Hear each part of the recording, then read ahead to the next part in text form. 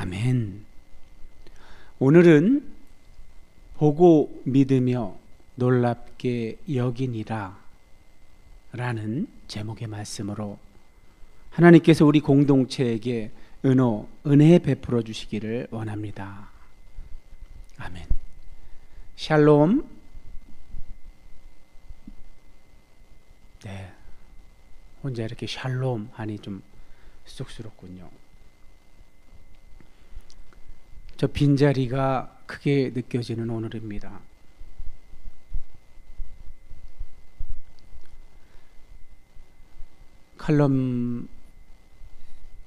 엊그제 칼럼을 시작하면서도 평안에 대한 어떤 우리 믿는 자들이 오해하지 말라고 제가 평안을 풀어드린 적이 있었잖아요. 하나님께서 우리에게 기도하게 하시는 이유는 우리의 기도가 없으면 하나님이 하실 일을 못 하시는 것이 아니라 우리로 기도하게 하셔서 우리에게 유익하게 하시려고 그런다는 말씀을 드리면서 우리에게 유익한 것이 과연 무엇이냐? 그것을 제가 한마디로 평안이라고 말씀드렸잖아요. 제가 그 평안이 너무너무 중요하기 때문에 이렇게 반복적으로 여러분에게 말씀을 드리는 겁니다. 평안처럼 좋은 건 없어요. 첫사람의 실패로 인해서 하나님의 선한 창조 질서가 깨졌잖아요. 하나님의 선한 창조 질서로의 회복을 하나님께서는 예수 그리스도를 통해서 새 창조의 방법으로 이루셨어요. 그 새 창조가 바로 샬롬의 회복입니다. 처음 있었던 그 선한 창조 상태, 그러니까 질서 있는 상태를 말하는 거죠. 혼돈에서 질서가 생긴 상태. 그것이 바로 평안입니다. 평안. 예. 하나님의 창조 세계가 이렇게 질서 잡힌 상태 얼마나 아름답습니까? 너무나 평화롭고 사랑이 넘치는, 사랑과 정의가 가득 들어찬 그 상태를 말하는 거죠. 우리가 기도할 때 그런 상태로 회복이 된다는 그런 의미로 제가 평안이라는 용어를 사용한 건데, 혹시 여러분이 평안을 잘못 오해해서 편안함, 어떤 우리가 안심하는 상태, 이런 걸 평안이라고 착각하실까봐 오늘도 이걸 교정하고 시작하려고 제가 평안 이야기를 꺼냈습니다. 그러니 제가 여러분 시작할 때 혹은 어떤 상황에서 샬롬 혹은 평안하십니까? 이렇게 여쭐 때는 여러분은 반가워야 합니다. 왜냐하면 하나님의 선한 창조 질서로 회복된 상태에 있는 사람들은 늘 감사할 수 있는 분들이에요. 감사할 수 있는 상태인 거예요. 그리고 항상 기뻐할 수 있는 상태이고. 그런데 바울은 마지막에 데살로니가 5장에 있는 그곳에서 당부하죠. 데살로니가 성도들에게, 교회의 성도들에게 항상 기뻐하라, 범사에 감사하라, 쉬지 말고 기도하라. 이 순서가 맞나요? 어찌되었든 기뻐하고 감사하는 그 속에 기도를 쉬지 않는 부분을 넣었다는 얘기는 기도를 통해서 우리에게 샬롬이 찾아올 때 항상 자연스럽게 본능적으로 기뻐할 수 있는 거고 본능적으로 감사할 수 있는 거예요. 근데 우리 안에 그런 샬롬이 깨지면, 샬롬이 깨지고 어둠이 들어차면 어떤 상황이 벌어질까요? 오늘 본문에 나타나는 권력, 부와 권력을 가진 자에게 아첨하며 생존하려는 그런 본능이 활성화되겠죠. 그래서 빛이신, 빛으로 드러나고 빛으로 활동하는 복음을 알아보지 못하고 복음에 저항하죠. 계속 어둠에 머물러 있으려는 그런 성향을 갖게 되죠. 오늘 그런 캐릭터가 오늘 우리가 읽은 본문에 등장하는데, 과연 어떻게 등장해서 하나님 나라 복음을 누리고 맛보고 누리며 전파하는 그 사역을 어떻게 방해하는지 우리가 살펴보겠습니다. 자, 오늘 시작하는 말씀입니다. 제가 읽겠습니다. 안디옥 교회에 선지자들과 교사들이 있으니 곧 바나바와 니게르라 하는 시므온과 구레네 사람 루기오와 분봉왕 헤롯의 젖동생 마나엔과 및 사울이라.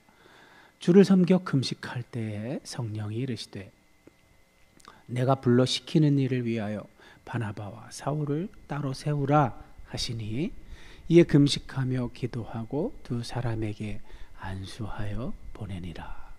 아멘. 자, 우리가 이전까지 안디옥 교회가 어떤 성격의 교회인지를 잘 알게 되었습니다. 3대륙, 아프리카 대륙, 아시아 대륙, 유럽 대륙, 이렇게 퍼져 있는 사람들이 퍼져 살다가 그 중에는 유대인도 있었고 이방인도 있었는데, 이제 오순절 성령 강림 때 은혜 받은 사람들이 이 사도들의 복음 전파 전에 먼저 가서 그곳에 돌아가서 이렇게 사도들에게 들었던 그런 해석된 말씀, 예수께서 그리스도시다, 예수가 바로 기다리던 메시아다 라는 사실을 인식하고 나서 그걸 널리 전파하고 있었죠. 그때에 이제 이쪽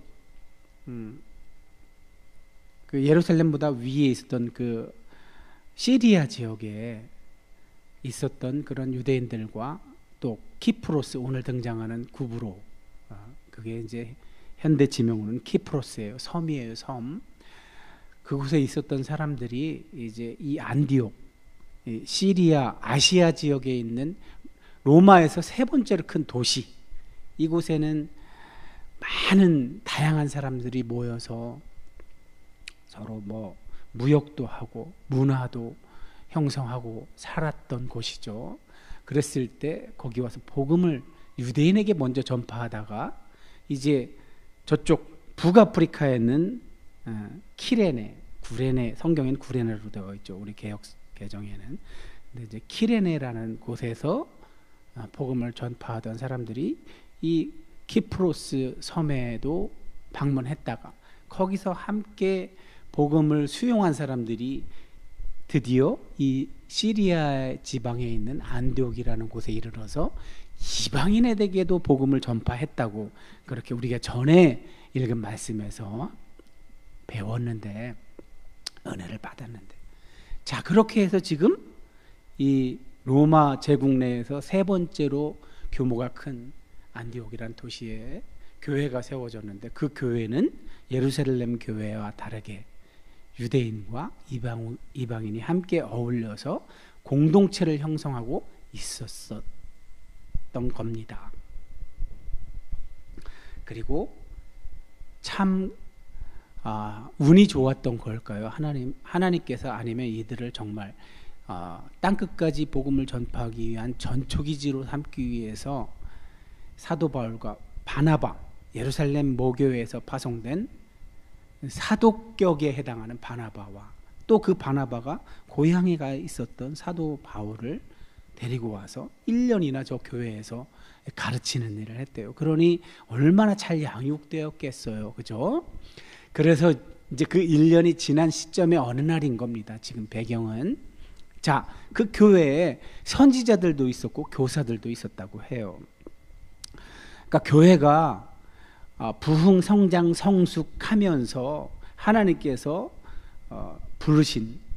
불러서 사명을 주신 저런 선지자 역할을 감당하고 교사들 역할을 감당하는 사람들이 이제 양육이 된 거죠. 네. 처음엔 바나바와 사울이 주도적으로 그 일을 하다가 이제 다른 사람들도 함께 이제 저렇게 소명을 받아서 주님께 직분을 받았다고 합니다. 선지자와 교사로서의. 자, 바나바가 먼저 소개되고 있고, 그 다음에 니게르라 하는 시므온. 아무래도 저 시므온은 아프리카 지방 사람이었나 봐요. 니게르라는 말이 의미하는 것은 흑인이를 뜻하는 거니까. 또 구레네 사람, 아까 구레네 사람들이 구브로에 와서 합류해서 드디어 시리아에 있는 안디옥에 와서 이방인에게도 복음을 전했다고 했을 때 그 구레네예요. 구레네 사람 루기오와 그리고 분봉왕 헤롯의 젖동생 마나엔과 참 말이 어렵게 표현되어 있죠. 그러니까 어릴 때 같이 자라는 사람을 말하는 거예요. 헤롯과 같이 자랐는데도 불구하고 지금 그리스도인이 된 거예요. 그러니까 얼마나 더욱 훌륭한 사람인가요, 그죠?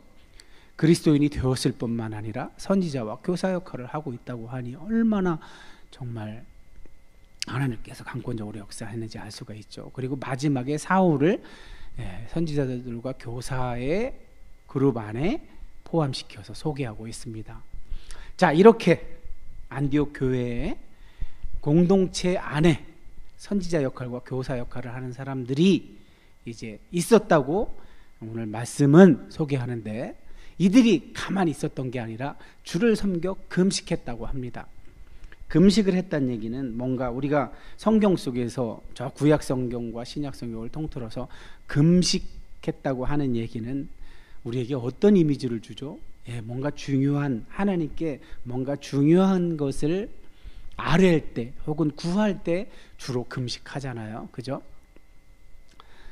그리고 또 하늘의 음성을 듣기 위해서 곡기를 끊고 하는 거죠. 이거는 이제 가장 우리가 상상하기 좋은 이미지는 우리 부모님한테 우리가 때를 쓸 때 어떻게 해요? 나 밥 안 먹어! 이렇게 하고 때를 쓰잖아요.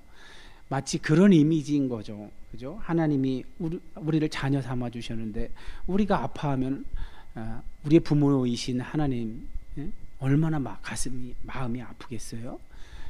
그런 의미로 이렇게 이해하시면 여러분이 이해하시기 훨씬 수월할 겁니다. 자, 저렇게 금식할 때 드디어 성령의 음성이 있었대요. 성령께서 말씀하셨는데 뭐라고 말씀하시냐면 내가 불러서 시키는 일을 위해 바나바와 사울을 따로 세우라고 합니다. 이제 바나바와 사울이 지금 1년은 무조건 넘었죠, 그죠? 이곳 안디옥 교회에서 열심히 사역해서 아주 잘 양육된 공동체가 양육되었는데, 거기에는 바나바와 사울 이외에도 아까 이야기했던 것처럼 시므온과 루기오와 마나엔 같은 선지자 및 교사 역할을 했던 사람들까지 이제 공동체에 생겼는데, 이제 공동체가 외부로 선교 사역을 할 수 있을 정도로 이렇게 부흥 성장 성숙해졌다는 걸 뜻하는 거죠. 그래서 이제 성령께서 드디어 바나바와 바울을 따로 세우라고 하는 거 보니까 무언가 이들을 어느 지역으로 파송하려고 저렇게 말씀하시는 걸로 예상이 됩니다.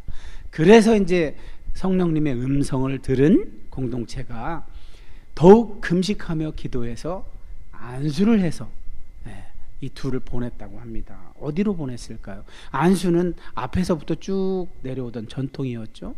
사도들이 안수할 때 성령이 임하시는 그 전통이 있었잖아요. 자, 두 사람 바나바와 사울이 성령의 보내심, 그러니까 저 일을 주도적으로 하시고 계신 분은 성령님이시라는 걸 누가는 자꾸만 강조하고 있는 거예요. 이들이 어디로 갔대요? 실루기아에 내려가 거기서 배 타고 구브로에 갔다고 합니다. 자, 저 지도를 보시면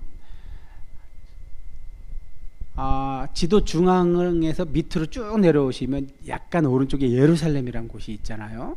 저렇게 예루살렘에서 교회가 탄생해서 오순절 성령 강림 사건과 함께 교회가 탄생해서 이제 예루살렘과 온 유대에서 사도들이 특히 베드로가 사역하는 모습을 많이 사도행전이 보도했는데, 저 가이사랴라고 하는 곳도 그곳에 하나겠죠. 온 유대와 사마리아와 가이사랴 우측으로는 사마리아 지역이겠죠.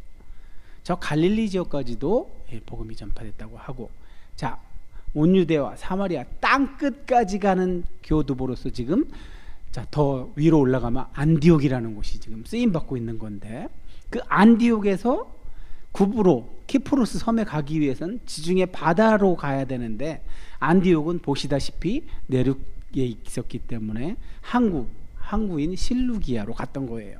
저 실루기아, 안디옥 바로 밑에 실루기아라는 지명이 있죠.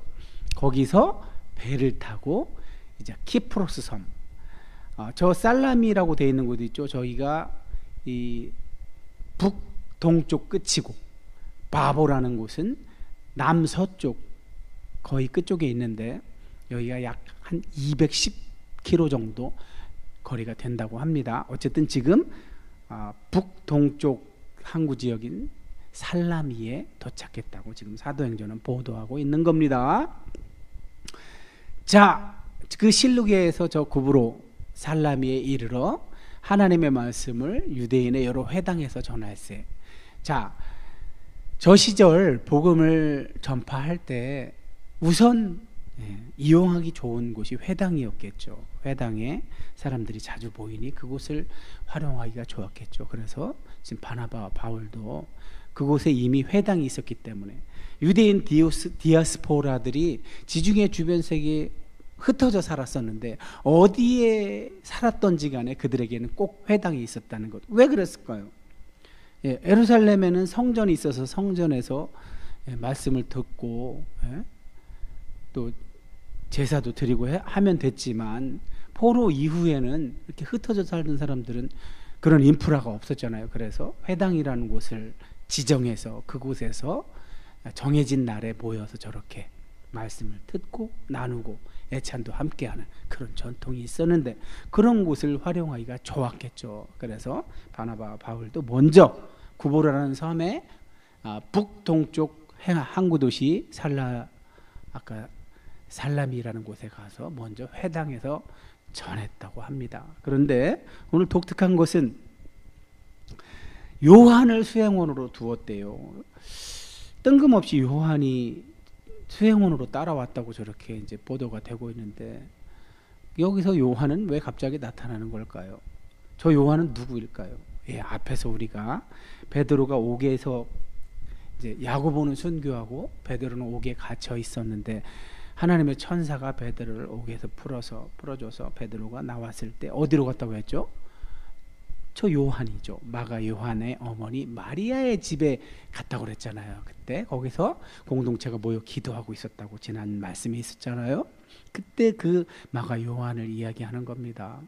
저 요한은 요한복음을 기록한 그런 요한이기도 하고 또 예수께서 십자가에서 돌아가실 때 그 체포될 때 혼니부를 두르고 이렇게 알몸으로 있다가 도망간 그 요한이기도 합니다. 어찌되었든 그가 복음을 기록할 수 있었던 근거가 바로 그런 예루살렘에서 있었던 순환, 예수님의 순환 장면들을 저도 알고 있었고 목격했고 또 그것을 이런 사울, 이 당시의 사울, 요한이 지금 수행원으로 따라갔을 때의 사울은 어떤 상태였을까요? 다메섹 도상에서 예수님, 부활하신 예수님을 만나고 나서도 10수년이 흐른 다음에 사울이에요. 그러니 얼마나 지금 복음을 잘 정돈된 논리로 가지고 있었을까요? 그 논리를 갖고 아마 복음을 설명했겠죠. 그랬으니 요한이 복음서, 마가복음을 기록할 때 아무래도 그런 영향을 받지 않았다고 볼 수는 없는 거겠죠.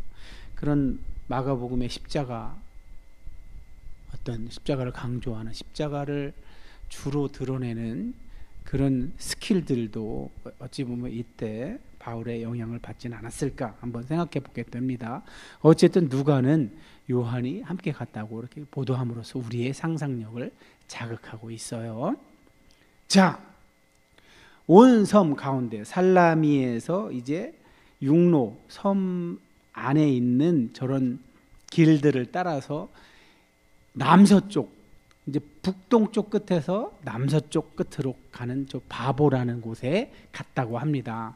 바보는 다시 한번 우리가 지도를 보게 되면, 자, 저 바다 색깔인 가운데 이렇게 구부러 난 섬이 있잖아요. 북동쪽 끝에 살라미가 있었다면 이렇게 바보라는 곳으로 이제 걸어서 왔다는 것을 이야기하고 있는 겁니다. 자, 바보에 이르러 또 하나의 인물이 등장하는데 바예수라 하는 유대인 거짓 선지자인 마술사를 만나니, 바예수라는 이름이 바 예수인가 봐요. 근데 바라고 하는 거 보니까 바나바 때도 제가 말씀을 드린 것처럼 저건 아람어겠죠.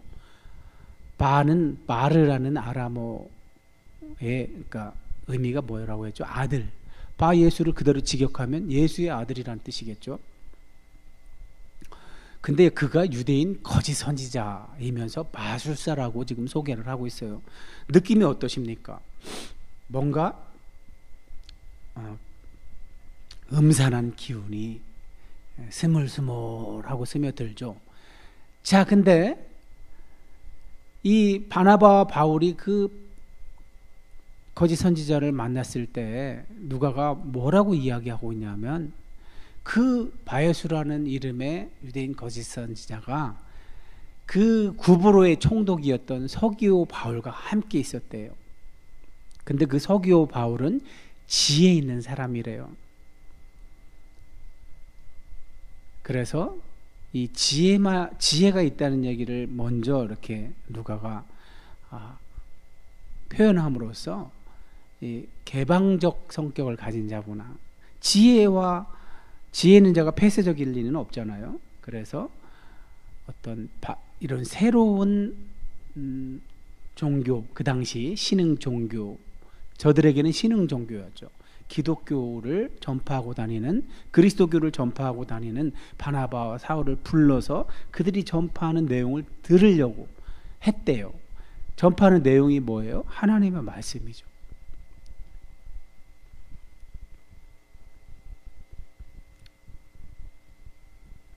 근데 아직 바예수에 대해서는 얘기를 안 하고 있어요. 자, 여기 나오네요. 이 마술사 엘루마, 아까 바예수라는 이름 말고 또 엘루마라는 이름이 있네요. 엘루마는 그들을 대적하여 총독으로 믿지 못하게 힘썼대요. 대체 이 엘루마는 왜 그랬던 걸까요? 아까 바예수라는 이름은 말씀드렸다시피 아람어 이름이에요. 아람어 이름. 예수의 아들. 근데 여기서는 또 엘루마라고 소개를 해요. 대체 이름이 몇 개예요? 자, 여기는 그러니까 배경 지식이 없으면 이런 성경을 읽을 때 이해하기 쉽지 않겠죠, 그죠? 자, 이 엘루마라는 이름, 이거는 아까 바이예수가 아람어였잖아요. 그것과 달리 아라비아어일 확률이 가장 높다고 학계에서는 가장 유력하게 주장하는 설인데, 아랍어 알림에서 왔다고 합니다. 그 알림의 의미는 뭐냐 하면 아는 자, 현명한 자, 지식이 있는 자라는 뜻이라고 합니다. 그런데 아까 분명히 서기오 바울이란 총독이 지혜 있는 자인데, 그렇게 지혜 있는 자에게 왜 이 마술사 엘루마 같은 이런 자가 필요할까요? 예, 지금이나 그때나 늘 이 권력자에게 붙어서 그가 듣기 좋은 말을 해서 이렇게 생존하는 유형의 사람들이 있었죠. 근데 이 사람의 이름이 엘루마였다는 것을 통해서 우리가 알 수 있는 것은 무엇일까요? 예, 아는 척, 지식이 많은 척. 그래서 총독에게 조언을 하는 그런 역할을 했었던 거죠. 그런데 이 자가 아람어로는 바예수라고 해요. 그러면 바예수, 예수의 아들. 그러니까 저 당시에는 아람어식 이름도 있었고, 그러니까 유대인으로 말하면 유대인의 히브리어 이름이 있었다면 바울이 그랬죠. 사도 바울이 사울이라는 히브리어 이름이 있었고 바울이라는 라틴어 이름이 있었듯이 이름이 이렇게 몇 개 있었단 말이에요. 심지어 3개까지 있는 사람도 있어요. 뭐 헬라어 이름이 있을 수도 있잖아요. 저 당시 헬라어를 사용했으니까. 어찌되었든 예수라는 그런 어떤 실존했던 인물이 많은 기적을 일으켰다는 사실이 저 당시 지중해 주변 세계로 많이 퍼졌던 거죠. 그래서 저 마술사라고 표현되는 마술사의 이미지는 어때요? 막 어떤 사람들의 눈을 현혹할 정도로 무언가 술수를 부리는 사람들이잖아요. 그래서 거기에 예수라는 이름을 가지고 오면 실제로 실존했던 인물이 기적을 일으켰던 인물의 이름을 가져왔으니까 자기도 그처럼 비치기 위해서 그런 이름을 사용했던 것으로 볼 수가 있는 거죠. 야, 그렇게 거룩하신 이름을 저들은 자신들의 생존을 위해서 사용했던 거죠. 어찌 되었든 이 엘루마라는 사람, 이 마술사의 입장에서는 이 새로운 복음이 이 자기가 모시는 총독에게 수용이 되면 자기 역할이 어떻게 되겠어요? 자기가 필요 없어지게 될까봐 지금 긴장하고 있는 거예요. 그래서 이 바나바와 바울이 총독에게 복음을 증거하는 일을 지금 방해하려고 저렇게 길을 쓰는 거예요. 그러자 드디어 바울이라고 하는 사울이, 사도행전에서 지금까지는 바울이라는 라틴어 이름이 등장하지 않았었어요. 근데 드디어 누가는 처음으로 히브리어 이름인 사울을 바울로 소개를 하고 있어요. 자, 이런 어떤 이 장면에서 이렇게 배치한 걸 통해서 우리가 뭐를 짐작할 수 있을까요? 사울이라는 이름은 어때요? 히브리어 사울이라는 이름은 언젠가도 제가 말씀드린 것처럼 이 사사기를 지나서 이제 사무엘 열왕기로 오면 사사가 통치했던 시절에는 하나님이 왕이었죠, 그죠? 하나님이 왕이셨는데 이 사람이 살고 있는 지역에서 어떤 사사라는 상징적 인물을 두어서 하나님의 대리자 역할을 시킨 거잖아요. 그랬는데 그들이 이 대리자의 말을 잘 들었을 때는 평안했다가 그들의 말을 떠나서 자기 소견에 오른 대로 살기 시작하면서 또 악이 창궐해지면 하나님께서 그들을 징벌하시죠. 징계하시죠. 그래서 정신 차리게 해서 다시 돌아오게 하는 이런 형태가 사사기에서 반복되다가 이제 왕정기 사무엘이라는 선지자가 마지막 사사로서 등장하자 이제 이스라엘 백성, 그 당시 이스라엘 백성들은 주변 나라들은 왕들이 있어서 자신의 나라를 침략하고 막 그러면서 그들의 눈에는 자신들은 보이지 않는 하나님의 통치를 받아서 맨날 저 주변 나라들, 왕이 있는 주변 나라들에게 맨날 괴롭힘을 당하고 우리가 망하는구나. 저들을 대적해서 우리가 이기려면 우리에게도 왕이 필요해 하고서 사무엘에게 요청을 하죠. 요청해서 얻은 자가 누구예요? 그게 사울이에요. 사울이라는 히브리어에 그런 뜻이 있는 거예요. 하나님께 요청해서 얻은 자, 구해서 받은 자란 뜻이 있는 거예요. 그렇게 받은 자가 사울이었잖아요. 이스라엘의 처음 왕 사울. 그래서 베냐민 지파 사람들이 뭐랄까 자부심이 있었죠. 처음 자기네 지파에서 왕이 배출됐기 때문에.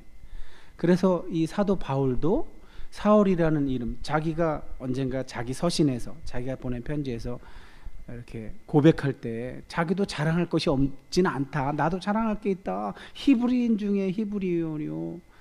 베냐민 지파 출신이라고 자랑하잖아요. 그랬던 사울이 지금 라틴어 이름, 그 당시 로마가 사용했던 언어, 로마식 이름으로 바울이라고 지금 저자는 소개하고 있는데 사울의 상태를 저 이름에서 드러내고 있는 거예요. 그렇게 요청해서 얻어서 이렇게 사람들한테 존경받고 권위가 있었던, 소위 말해서 큰 자랑할 만한 것이 있었던 자였죠. 사울이라는 이름 속에 그런 이미지가 이미 들어있는 거예요. 그런데 바울이라는 이름은 어떨까요? 바울은 그 반대편 이미지를 갖고 있습니다. 바울은 작은 자라는 뜻이에요. 작은 자.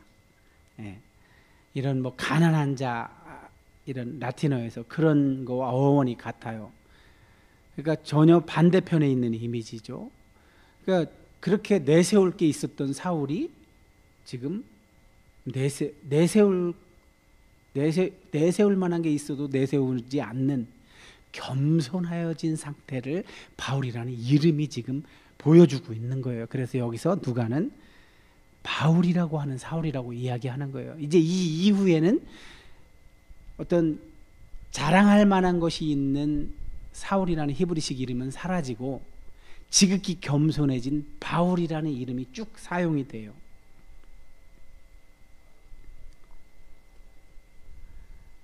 자, 누가는 지금 이름의 아이러니를 적절하게 사용해서 우리에게 어떤 좀 듣고 읽고 생각을 해보라고 하는 거예요. 이름만 그럴듯한지. 오늘날 우리가 사는 세상에서도 특히 기독교가 국교였던 저 유럽이나 미국 이런 데들은 이름이 주로 성경에서 가져온 이름들이 너무 많죠. 그런데 만약 정말 그들이 그 이름과 같은 삶을 살았다면 오늘날 기독교의 명예가 이렇게 추락하지는 않았겠죠. 아까 바예수라는 이름에 어울리게 저 마술사 엘루마가 살았다면 진짜 엘루마에 들어있는 그 이름처럼 지식이 현명한 자가 되겠죠. 그러나 이름만 바예수였지 실제로는 권력의 기생에서 자신이 가지고 있었던 능력을 그런 권력의 기생에서 생존하는데 사용하였던 거죠. 오늘날 우리도 그런 모습 많이 보죠, 그죠? 특별히 우리가 사는 세상에서 이 정치와 종교가 묘하게 자신들의 사사로운 이익을 위해서 뜻을 같이 하고 뭉쳐서 지금 나라를 엄청나게 혼란스럽게 만들고 있죠. 그나마 깨어있는, 그러니까 휴머니즘, 인본주의적 측면에서 깨어있는 자들이 광장 민주주의로 그것에 대항해서 지금 세계가 주목하고 있을 정도로 그들이 가장 이상적이라고 생각하는 법치와 민주를 실현하는 그런 실험대에 지금 대한민국 사회가 올라가 있죠. 신앙인의 시각으로 이것을 어떻게 바라봐야 할까요? 저들은 영적인 세계는 알지 못해요. 그렇기 때문에 이성적 세계에서의 최선을 추구하고 있는 거예요. 그런데 우리가 오늘 알아야 하는 것은, 우리 신앙인이 알아야 하는 것은 성령의 음성을 듣고 성령께서 이루시는 그런 일들에 민감하려면 저 사울이 바울 된 것처럼 저렇게 겸손해질 때 성령이 이끌어 가시는 삶, 말씀과 성령이 주도하는 삶을 우리가 살게 되는 거예요. 그 말씀을 하기 위해서 오늘 누가는 저렇게 바울이 놀랍죠. 또 이쪽 전도 받은 사람도 바울이에요. 이름이 총독의 이름도 바울이에요. 서기오 바울. 자, 그 사도 바울이 성령 충만해서 그 마술사 엘루마에게 이렇게 말했대요. 모든 거짓과 악행이 가득한 자요, 마귀의 자식이요, 모든 의의 원수요, 주의 바른 길을 굽게 하기를 그치지 아니하겠느냐. 성령 충만함에서 나오는 선언이고 꾸짖음이죠. 예수님이 하셨던 거죠. 예수님이 하셨던 그것을 베드로가 이어받아서 온 유대와 사마리아에서 저런 활동을 했다면 이제 땅끝까지 이르는 그 하나님 나라 맛보고 누리고 전파하는 사역에 사도 바울이 쓰임 받고 있는 거예요. 자, 그러면서 오늘 사도 바울은 뭐라고 하냐면, 이제 주의 손이 내 위에 있으니 네가 맹인이 되어 얼마 동안 해를 보지지 못하리라. 자칭 현자 지혜로운 자라고, 그래서 아랍어 이름 엘루마라는 이름, 또 아람어 이름인 바예수라는 이름을 가졌던 자가, 자칭 스스로 그렇게 말했던 자가 이제 실제 지혜의 근원이신 예수 그리스도의 영이 영의 힘을 얻어서 선포하는 이 사도 바울의 선포 속에서 맹인이 되고 말아요.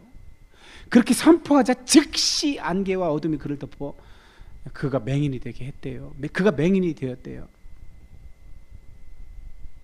어떻습니까, 여러분? 이런 일을 목격한, 눈앞에서 목격한 사도 바울과 이름이 같은 그 당시 로마가 이 키프로스라는 섬을 원로원의 속주로 있었는데, 거기에 총독으로서 그 키프로스 섬을 다스렸던 이 권력자가 지금 일어나는 일을 보고 믿었대요. 그리고 놀라워했대요.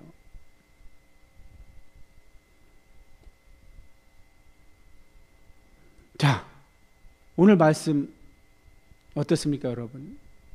어려운 거 있었습니까?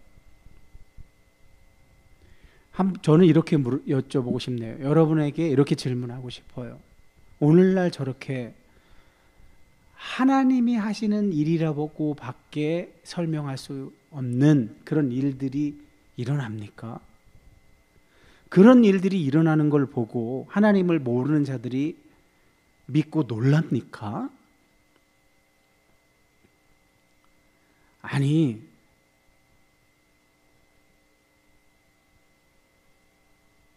우리끼리도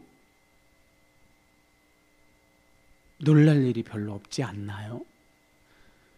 살아계신 하나님의 말씀이 선포돼서 그 말씀이 사건이 되는 현장을 우리가 봅니까?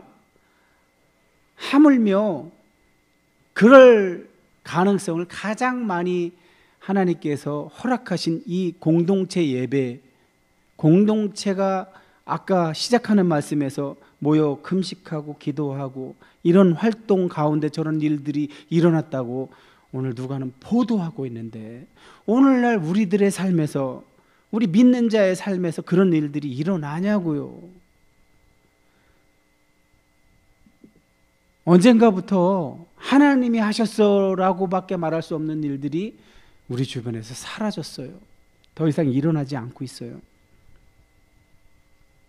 그러자 우리도 믿지 않고, 우리가 믿지 않으니 누구에게 말을 할까요?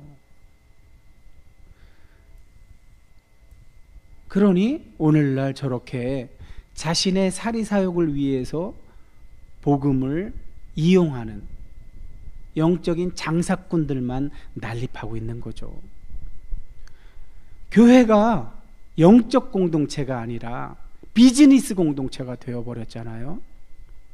저 마술사 엘로마가 자신의 생존을 위해서 권력에 기생해서 권력자가 듣기 좋은 말을 하고 그를 만족시켜가면서 저렇게 복음이 다가오자 자신의 기득권을 잃을까 하여 안절부절하지 못하는 저런 모습이 오늘 우리 대한민국 교회의 모습이 아닌지, 오늘 우리 공동체의 모습이 아닌지 하나님께서는 깨달으라고 이 말씀을 주십니다. 저와 여러분이 하나님의 뜻이 지금 무엇인지 바르게 알고 우리 자신을 제대로 돌아보아서 저런 권력에 기생하는 무늬만 현자가 아닌 정말 우리 안에 하나님의 말씀과 성령이 가득 들어차서 비록 우리가 말하는 것 같지만 우리 안에 계신 성령께서 우리를 감동시켜서 하나님의 말씀을 할 때 저렇게 듣는 자들에게서 오늘 서기오 바울, 그 당시에 키프로스의 총독처럼 보고 그 현장을 보고 그 현장을 목격하고 나서 믿고 또 놀라워하는 그런 일들이 일어나길 소망해서 이 말씀을 전했습니다. 기도하겠습니다. 고맙고 감사하신 아버지,